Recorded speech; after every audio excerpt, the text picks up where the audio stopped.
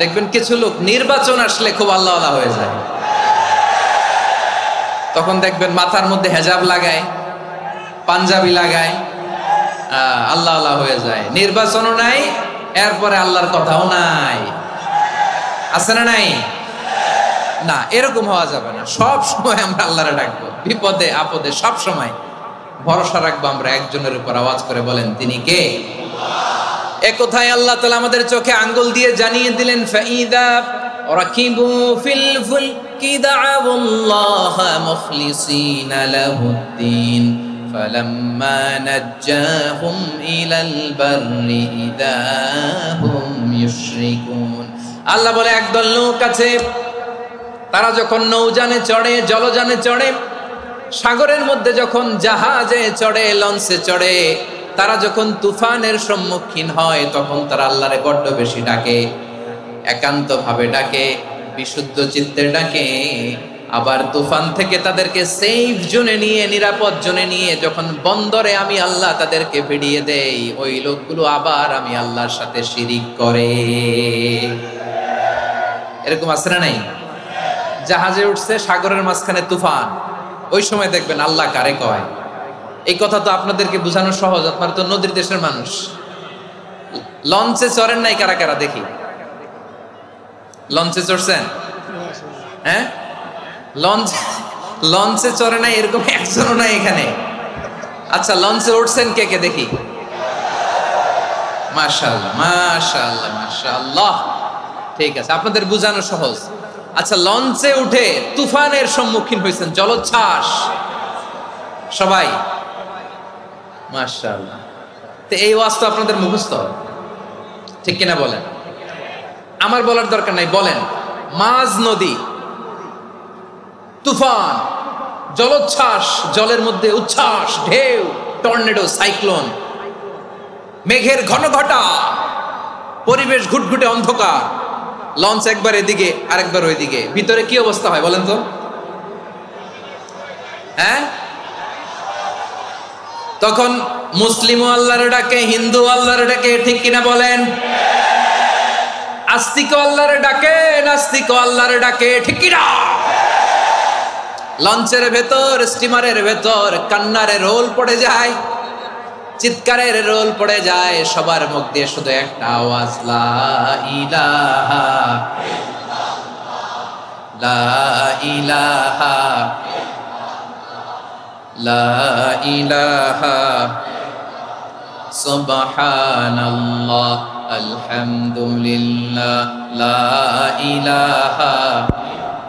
আল্লাহ নামের জিকির করবে যারা, আল্লাহর কাছে প্রিয় তারা, আল্লাহর কাছে প্রিয় যারা, জান্নাতে প্রবেশ করবে তারা, জোরে লা ইলাহা লা ইলাহা ইল্লাল্লাহ লা ইলাহা ইল্লাল্লাহ মুহাম্মাদুর রাসূলুল্লাহ সাল্লাল্লাহু আলাইহি ওয়াসাল্লাম। আমার প্রিয় পটুয়াখালীবাসী, তাহলে লঞ্চের ভেতরে যখন আমরা তুফানের মধ্যে পড়ি, তখন সবাই মিলে আমরা একটা নামের জিকির করি। নামটা কার? মুসলমানেরাও ডাকে, হিন্দুরাও ডাকে, আস্তিকও ডাকে, নাস্তিকও ডাকে, সবাই ডাকে একজনকে, তিনি কে? আবার দেখবেন ওই আল্লাহ তুফানের পরে, ঝড়ের পরে ওই লঞ্চটাকে যখন সদর ঘাটে ফিরিয়ে দেয়, আবার আমরা নাফরমানি শুরু করে দেই। সে কোথায় আল্লাহ বললেন, ফাইদা রাকিবু ফিল ফুলকি দাআউল্লাহ মুখলিসিনা লাহুদ্দিন ফালাম্মা নাজ্জাহুম ইলাল বাররি ইযা হুম ইউশরিকুন। সাগরে যখন তুফানে পড়ে আমি আল্লাহর ডাকে, আবার আমি আল্লাহ যখন বাঁচিয়ে দেই, আবার আমি আল্লাহর সাথে শিরিক শুরু করে। আমরা কি এরকম হতে চাই নাকি? এরকম করবেন? হ্যাঁ, না, আমরা তুফানে পড়লেও আল্লাহরে ডাকি, আবার বাঁচায় দেওয়ার পরেও ডাকি কারে? আল্লাহকেই ডাকি। বিমানের মধ্যে মাঝে মাঝে দেখবেন যে এয়ার টার্বুলেন্স হয়, জানেন? এয়ার টার্বুলেন্স জানেন তো? মাঝে মাঝে বিমানটা বাউন্সিং করে, বাম্পি, ভেরি বাম্পি ওয়েদার, শোনেন নাই? 40,000 ফিট উপরে যখন থাকে তখন পাইলট মাঝে মাঝে বলে, dear passengers, ladies and gentleman, right now we are flying 40,000 feet above the ground and we are passing very air turbulence, very heavy air turbulence right now. Please fasten your seat belt. দেখবেন মাঝে মাঝে বলে যে, ভদ্র মহিলা, ভদ্র মহোদয়গণ, আমরা 40,000 ফিট উপর দিয়ে যাচ্ছি আর এয়ার টার্বুলেন্স ফেস করছি, মেহেরবানি করে আল্লাহর হস্তে সিট বেল্ট বাঁধুন। তখন বিমানটা এরকম বাউন্সিং করে, শেকিং করে। আপনারা মুখোমুখি হয়েছেন? ইদানিং এই এয়ার টার্বুলেন্স বেড়ে গিয়েছে। গত বছর আমার ইন্টারন্যাশনাল অনেকগুলো ফ্লাইট ছিল, তো আমি দেখলাম যে আগের ফ্লাইটগুলোর তুলনায় এখন এয়ার টার্বুলেন্স খুব বেশি। আমি একটু রিসার্চ করে দেখলাম, ক্লাইমেট চেঞ্জের কারণে, জলবায়ু পরিবর্তনের কারণে আকাশের বাতাসের মুভমেন্টে পরিবর্তন হয়েছে, ফলে এখন বিমান শেকিং করে বেশি, বাউন্সিং, বাম্পি ওয়েদার। তো বলেন তো, 40,000 ফিট উপরে যখন আপনি, কয় হাজার ফিট? সবাই বলুন, কয় হাজার ফিট? 40,000 ফিট উপরে যখন আপনি, তখন যখন বিমানটা এরকম বাউন্সিং করে, সবাই যখন ভমিটিং করে বিমান নষ্ট করে দেয়, বমি করে, তখন বাঁচানোর কে আছে আল্লাহ ছাড়া? কেউ আছে? ওই মুহূর্তেও সবাই মিলে একজনের ডাকে আওয়াজ করে বলেন, তিনি কে? মাঝে মাঝে কিছু সোশ্যাল মিডিয়ায় কিছু ভিডিও পাওয়া যায় যে হেভি যখন এয়ার টার্বুলেন্স হয়, 10 সেকেন্ড 15 সেকেন্ডের কিছু ভিডিও পাওয়া যায়, বিমানটা এরকম বাউন্সিং করছে, বাম্পি ওয়েদার, কাঁপছে, মানুষগুলো বমি করছে, অক্সিজেন মাস্কগুলো সব ঝুলে পড়েছে, বিমানটা শুধু কাঁপছে। তখন দেখবেন বিমানের ভেতরেও এরকম লঞ্চের মতো চিৎকার আছে না নাই? বিমানের ভেতরেও তখন চিৎকার। গত বছর হিথ্রো এয়ারপোর্ট থেকে সিঙ্গাপুর এয়ারলাইন্সের একটা ফ্লাইট, হিথ্রো টু চাঙ্গি, একটা ফ্লাইটে এমন বেশি এয়ার টার্বুলেন্সের শিকার হয়েছিল ওই এয়ারক্রাফটটা, 33 জন যাত্রী সেখানে আহত হয়েছে, একজন যাত্রী নিহত হয়েছে। কেবিন ক্রুজ, এয়ার হোস্টেস যারা আছে, একজনের নাক ফেটে, চোখ ফেটে, কপাল ফেটে, ব্লিডিং হয়ে শয়লা। প্রিয় ভাইয়েরা, ওই 40,000 ফিট উপরে বিমানটা যখন কাঁপবে, তখন আমাদেরকে আল্লাহ ছাড়া আর কেউ বাঁচানোর আছে? এত আসতে বললে হবে? ওই কঠিন মুহূর্তে আমার বাবা আমারে বাঁচাতে পারে, আমার বন্ধু আমারে বাঁচাতে পারে। এই গ্রাউন্ডে, জমিনের বুকে আমার প্রোটোকল, আমার ক্ষমতা, আমার দাম্ভিকতা, কোনো কিছু আমারে বাঁচাতে পারে? একজন ছাড়া, চিল্লায় বলতে হবে, তিনি কে?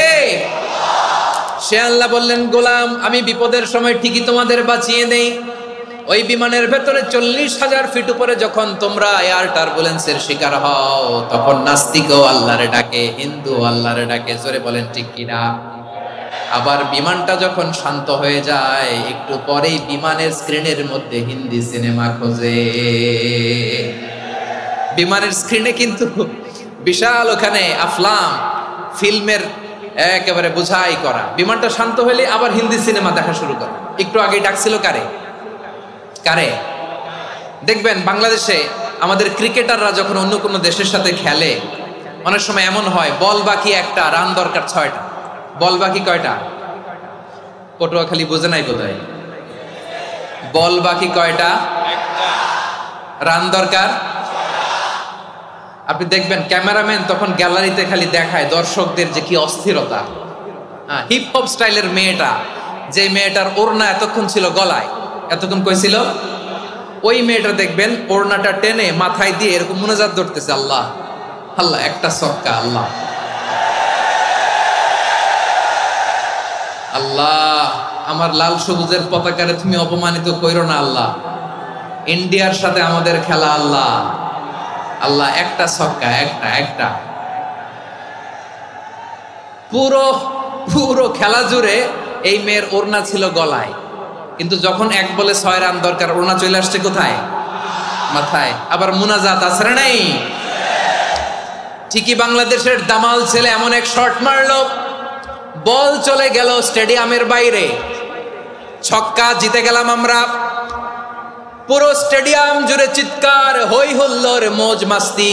যেই মেয়েটা মাথার মধ্যে ওড়না দিয়ে এতক্ষণ সুবহানাল্লাহ সুবহানাল্লাহ বলে আল্লাহর কাছে দোয়া করেছে, ওই মেয়ে এখন আবার ওড়না ফেলে দিয়ে নাচা শুরু করে দিয়েছে।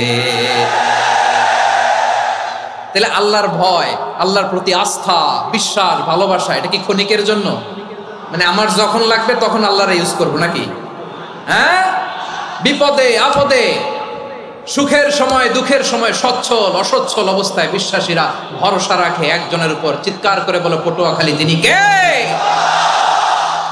সে আল্লাহ বললেন, গোলাম মনে করো না জাহাজ থেকে সদরঘাটে ভিড়িয়ে দিলাম তুমি নিরাপদ হয়ে গেছো। মনে করো না 40,000 ফিট থেকে সেফ ল্যান্ডিং এর পরে এয়ারপোর্টে নেমে গেলেই তুমি নিরাপদ হয়ে গেছো। ও মিয়া, বিপদ কি শুধু সাগরে আর আকাশে?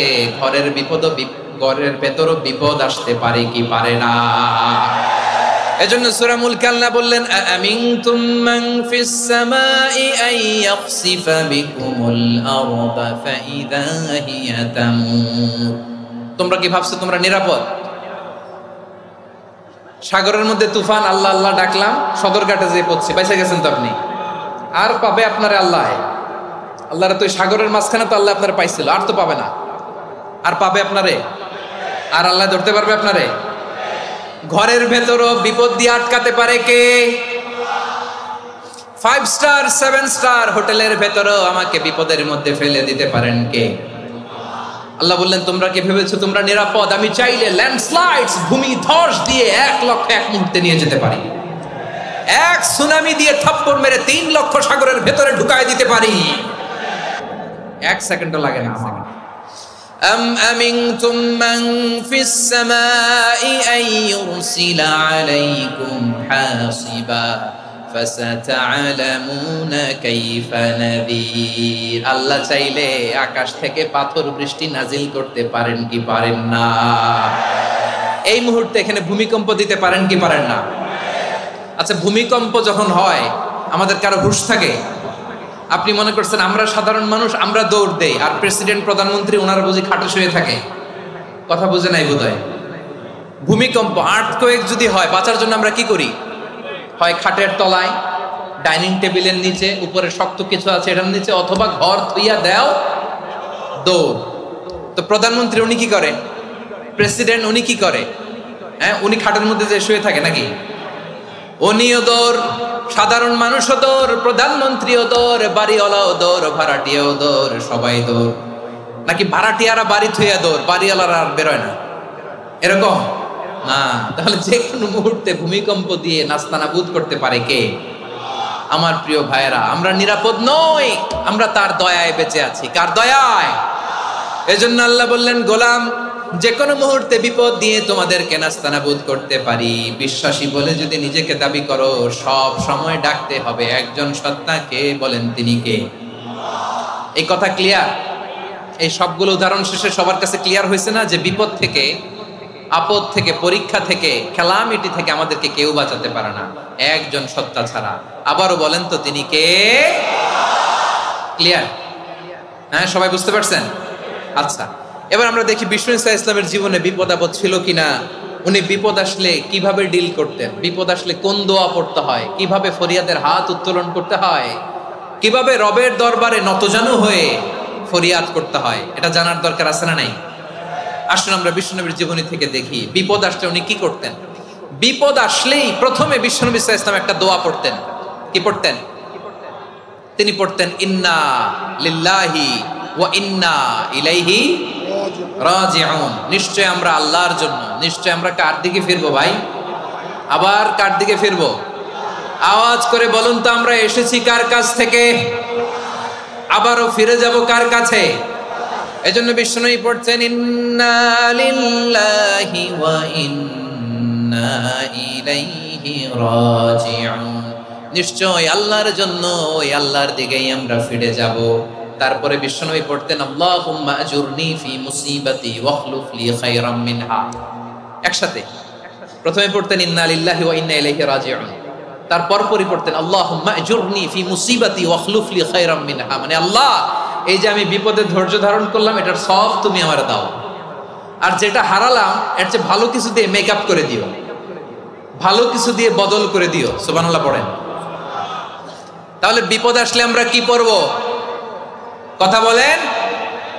এই যে আমি শুয়েছিলাম, নাশিদ গাচ্ছিল ওরা, এদেশে পরস্পরে দেখা হলে দেয় সালাম, এদেশে আমজনতার হৃদয় জুড়ে পাক কালাম, এদেশে বিপদ এলে সর্বজনে সর্বক্ষণে দোয়া পড়ে ইন্না লিল্লাহ। কি পড়ে? সুবহানাল্লাহ সুবহানাল্লাহ সুবহানাল্লাহ সুবহানাল্লাহ। এদেশে আজান শুনে সূর্য ওঠে শহর গ্রামে, এদেশে আজান শুনে সূর্য ডুবে সন্ধ্যা নামে, এদেশে সকল কাজে সবাই বলে বিসমিল্লাহ, এদেশে ভালো কিছু দেখে শুনে হাসি মুখে সবাই বলে মাশাআল্লাহ। সুবহানাল্লাহ পড়েন। তাহলে বিপদ এলে আমরা কি পড়ি? কথা বুঝলে সবাই উত্তর দিতে হবে। বিপদ এলে কি পড়ি? তাহলে বিপদ এলেই আমরা এখন থেকে ইন্না লিল্লাহ পড়বো, নাকি হাই হুতাশ করবেন? একদল আছে হাই হুতাশ করে, হায় আল্লাহ রে মোর কি হইল রে, মুই কি হরমু রে, মুই কমবে জামু রে, আছে না নাই? এরকম বিলাপ করতে নিষেধ করেছেন বিশ্বনবী। কি করব, কই যাব, কি হবে, হায় হায়, এরকম হাহুতাশ আছে না নাই? বিশ্বাসীরা হাহুতাশ করে না, তারা ইন্না লিল্লাহ পড়ে। কি পড়ে মনে থাকবে? আমরা পড়বো ইন্না লিল্লাহি ওয়া ইন্না ইলাইহি রাজিউন। নিশ্চয়ই আমরা আল্লাহর জন্য, আমরা আল্লাহর দিকেই ফিরে যাব। এরপর পড়বো আল্লাহুম্মা আজুরনি ফি মুসিবাতি ওয়া আখলুফ লি খায়রাম মিনহা। আল্লাহ, আমি যে বিপদে ধৈর্য ধারণ করলাম এটার সওয়াব দিও, আর যা হারালাম তার চেয়ে ভালো কিছু দিয়ে বদল করে দিও। সুবহানাল্লাহ পড়েন। বিশ্বনবীর এই হাদিস শুনলেন উম্মে সালামা রাদিয়াল্লাহু তাআলা আনহা। ওনার স্বামী হলো আবু সালামা। মজার ঘটনা খেয়াল করে শুনেন আমার প্রিয় কলিজার টুকরা ভাইয়েরা। কানগুলো খরগোশের কানের মতো খাড়া করে আমার দিকে তাকান। সাইয়্যিদাতুনা উম্মে সালামা রাদিয়াল্লাহু তাআলা আনহা, ওনার স্বামীর নাম আবু সালামা। শ্রেষ্ঠ দম্পতি, শ্রেষ্ঠ ফ্যামিলি। প্রথমে হিজরত করেছিলেন হাবাসায়, পরে হিজরত করেছেন মদিনায়। উহুদ যুদ্ধের পরে ওনার স্বামী আবু সালামা ইন্তেকাল করলো, শহীদ হলো। সুবহানাল্লাহ পড়েন। যখন আবু সালামা ইন্তেকাল করলো, উম্মে সালামা রাদিয়াল্লাহু তাআলা আনহা কেঁদে কেঁদে হয়রান। আর নবীর শিখানো বাণী অনুযায়ী তিনি বারবার পড়ছিলেন ইন্না লিল্লাহ। কি পড়ছিলেন? মুই কই জামু, কি হরমু, এগুলো বলে নাই। কি বলছে? ইন্না লিল্লাহ। যেহেতু বিশ্বনবী বলেছেন কেউ যদি বিপদের প্রথম ধাক্কায় পড়ে ইন্না লিল্লাহি ওয়া ইন্না ইলাইহি রাজিউন, আল্লাহুম্মা আজুরনি ফি মুসিবাতি ওয়া আখলুফ লি খায়রাম মিনহা, তাহলে এই বিপদে যে সে যা হারালো তার চেয়ে শ্রেষ্ঠ কিছু দিয়ে আল্লাহ তার বদল দিয়ে দিবে। এই হাদিস শুনে উম্মে সালামা রাদিয়াল্লাহু তাআলা আনহা ওনার প্রাণ প্রিয় স্বামী আবু সালামার ইন্তেকালের পরে চোখের পানি ছাড়ে আর পড়ে ইন্না লিল্লাহি ওয়া ইন্না ইলাইহি রাজিউন, আল্লাহুম্মা আজুরনি ফি মুসিবাতি ওয়া আখলুফনি খায়রাম মিনহা। বারবার এই দোয়া পড়ে চোখের পানি ছাড়ে, এই দোয়া পড়ে চোখের পানি ছাড়ে, আর মনে মনে বলে আবু সালামার মতো ভালো মানুষ মদিনাতে নাই, আবু সালামার চেয়েও ভালো মানুষ মদিনাতে নাই, তার চেয়ে ভালো মানুষ কি করে আল্লাহ তাআলা আমারে দিবে, তার চেয়ে ভালো মানুষ তো আমি মদিনাতে দেখি না। চোখের পানি দিয়ে বুক ভাসায় আর নবীর হাদিসের উপর আমল করে পড়ে ইন্না লিল্লাহি ওয়া ইন্না ইলাইহি রাজিউন, ইন্না লিল্লাহি ওয়া ইন্না ইলাইহি রাজিউন। পড়তে পড়তে চোখের পানি ছাড়ে আর চিন্তা করে বিশ্বনবী বললেন এই দোয়া পড়লে যেটা হারালাম তার চেয়ে ভালো কিছু দিয়ে আল্লাহ পুরস্কার দেয়। আবু সালামার চেয়ে ভালো মানুষ মদিনার মধ্যে আর কে হতে পারে? কি আজীব তামাশা, কি অবাক করা ঘটনা। কিছুদিন পরে দেখা গেল সাইয়্যিদুল মুরসালিন রাহমাতাল লিল আলামিন স্বয়ং বিশ্ব নবী উম্মে সালামাকে বিয়ের প্রস্তাব পাঠিয়েছে। স্বয়ং বিশ্ব নবী উম্মে সালামা রাদিয়াল্লাহু তাআলা আনহাকে বিয়ের প্রস্তাব পাঠিয়েছেন। উনি রাজি হয়ে গেলেন, বিয়ে হয়ে গেল, উনি হয়ে গেলেন উম্মুল মুমিনিন, আমাদের মা, পুরো মুসলিম উম্মার মা। চিৎকার করে বলেন আল্লাহু আকবার। তাহলে আমার প্রাণপ্রিয় ভাইয়েরা, বিপদে পড়লে আমরা পড়বো ইন্না লিল্লাহি ওয়া ইন্না ইলাইহি রাজিউন, আল্লাহুম্মা আজুরনি ফি মুসিবাতি ওয়া আখলুফ লি খায়রাম মিনহা। পড়বেন? পড়বেন না? যারা যারা বিপদ আসলে এই দোয়াটা পড়বেন এখন থেকে আওয়াজ করে ইনশাআল্লাহ বলেন। যা হারাইছেন তার চেয়ে শ্রেষ্ঠ জিনিস দিয়ে বদলা দিবে কে? বিশ্বাস হয়? একটু সন্দেহ লাগে মনে হয়, একটু সন্দেহ আছে? যাদের বিশ্বাস হবে তাদের কি আল্লাহ উত্তম বদলা দিবে, ঠিক কিনা বলেন?